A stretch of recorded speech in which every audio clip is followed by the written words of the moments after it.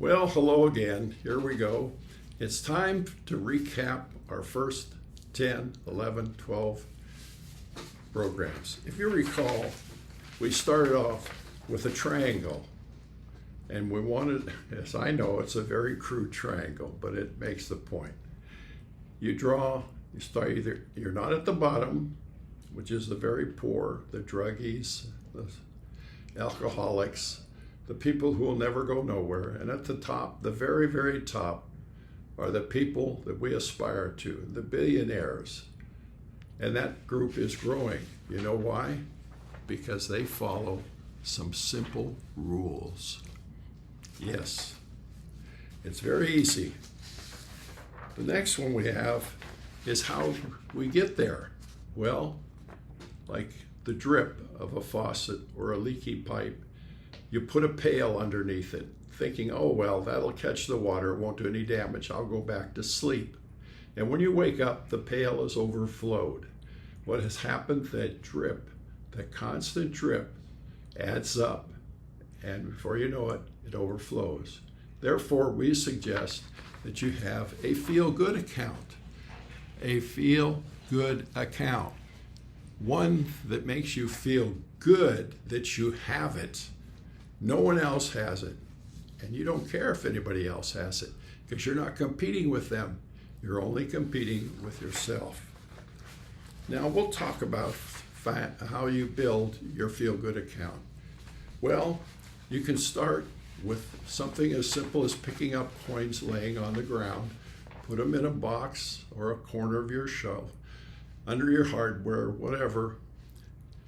When it accumulates, remember, 5 pennies make a nickel, 5 nickels make a quarter, 5 quarters make a dollar and a quarter.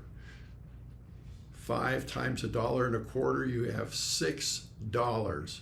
Now, would you bend over to pick up $6? I think you would. I would, even though I have, believe me, more money than that because I followed this system. Okay, where do you get money for your feel-good account? You don't tell anybody about it. It's your secret.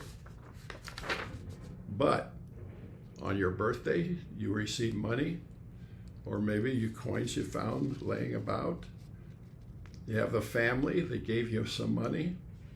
How about some gifts? Or at Christmas time, when people give you money instead of giving you a gift. Put half of it in your feel-good account and half goes to you're having a good time. You live up to what you want. You buy what you want. Then there's the job.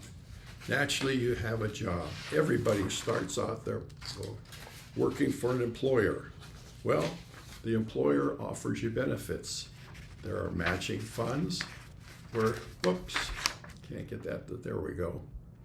Matching funds, this is where the employer offers you matching funds up to a certain amount of your paycheck. Oh, say he'll offer you 1 through 4%. Some people think and say, okay, I'll go 1%, I'll go 2%. No, go 4%. He's giving you free money.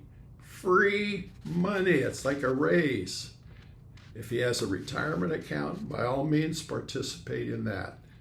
But know that if what the company gives you, the company can take away.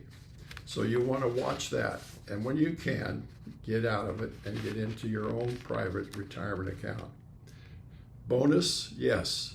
Occasionally you'll be in a bonus at work. Put half in your feel-good account and the other half go out and have a good time. Profit sharing, yes. Put half in your feel-good account and half of it go out and have a good time. The company stock purchase. This is good if you're with a good, strong company. There were people years ago who put all their money into Sears Roebuck. You remember Sears? Do you remember the key word being remember? Sears. At one time, it was the major corporation in the United States. Everybody that worked for them bought stock in Sears. Well, Sears isn't doing too well today. In fact, their stock is near worthless. So watch what you buy. Diversify. have several companies. Now, you remember this one? You're the captain of your ship, and you're setting your goals. Well, when you set your goals, don't look at the bow of the ship. Look at the horizon. Where will you be? Believe me, you'll live to be 30 or more. Everybody does. We all are headed in that direction. I don't care what you think or say. So, make your goals what you want to accomplish every week, what you're going to contribute to your Feel Good account. Every month, how much you'll accumulate. Every year, every 5 years, and every 10 years. Set in your mind a picture of what you want to accomplish. Now, if you have someone who wants to be a partner, that's all well and good. But most partners have the idea, and they're running around looking for someone like you who has money. Well, if you form a partnership because you think it has a good idea and you want to put up the money, the first thing you will do is sit down and work out a dissolution of the partnership agreement. You know what'll happen? Most of the time you won't even have the partnership. But it's good to know how you'll dissolve it, because most partnerships fail. Now when they fail, naturally the partner says, I get half the money. Oh, wait a minute. I put up all the money. You only had the idea. Yes, but we were partners. So I get half the money. No, he should not. That's why you decide that ahead of time, and that usually ends it. You know, it comes a time in your career when you need help from a professional. Don't be scared of them. They deserve the pay they get, because after all, they have to make a living. You have an idea, you have a feel-good account, and you're growing and you have investments. Well, you need an attorney, you need an accountant. An accountant, let them review your taxes. Go around and get bids on what they want to review your income tax. He may say, hey, did you think of the fact that because of such and such, you can take an additional deduction? You didn't know. He's the professional. An attorney is a very good professional to have on your side. They charge hundreds of dollars an hour. Don't let that scare you. For two reasons. First, they only charge by the minute. If you talk to an hour, then you'll pay $100 an hour for fees. So don't talk too long to your attorney. Get right to the point, get the answer, and get out. But he will be very good at helping you put together a partnership. He'll be very good at helping you review what you're doing to make sure it is all correct. You don't have to engage an attorney until you need one. When you need one, go for it.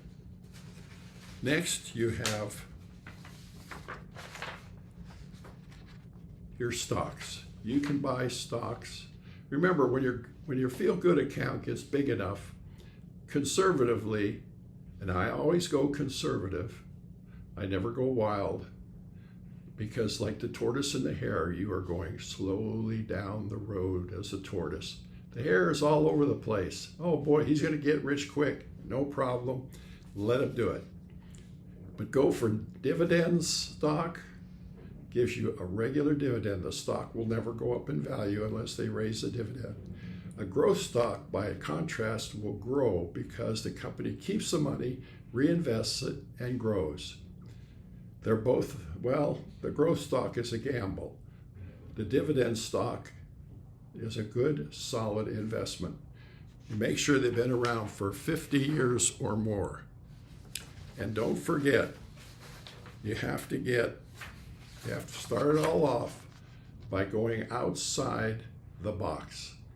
You have the family, the savings, the education, the health, and the go outside the box. And last but not least, we have money put to work for you creates money. This is Papa Tom saying goodbye till next time.